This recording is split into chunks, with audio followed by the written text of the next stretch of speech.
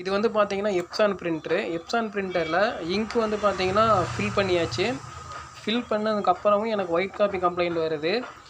இந்த white copy complaint வந்ததுனால நான் பிரிண்டரில் வந்து பார்த்தீங்கன்னா ஹெட் கிளீனிங், பவர் கிளீனிங் ரெண்டுமே யூஸ் பண்ணி பார்த்துட்டேன். அப்போவும் எனக்கு சேம் கம்ப்ளைண்ட் வருது. இந்த மாதிரி சேம் கம்ப்ளைண்ட் வரவங்க என்ன பண்ணுறீங்கன்னா, இந்த ஸ்கேனரை வந்து பார்த்தீங்கன்னா இந்த மாதிரி ஓப்பன் பண்ணிவிட்டு ஒரு ஸ்க்ரூ ட்ரைவரை இந்த மாதிரி முட்டை கொடுத்துக்குங்க.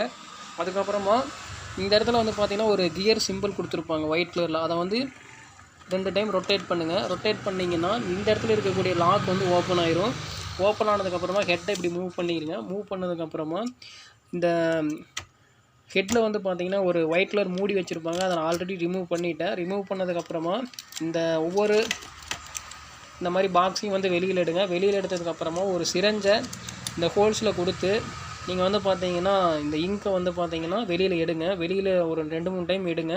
எடுத்ததுக்கப்புறம் இருந்த மாதிரியே லாக் பண்ணி வச்சுட்டு அதுக்கப்புறம் இந்த ஸ்கேனர் பெட்டை வந்து க்ளோஸ் பண்ணிடுங்க.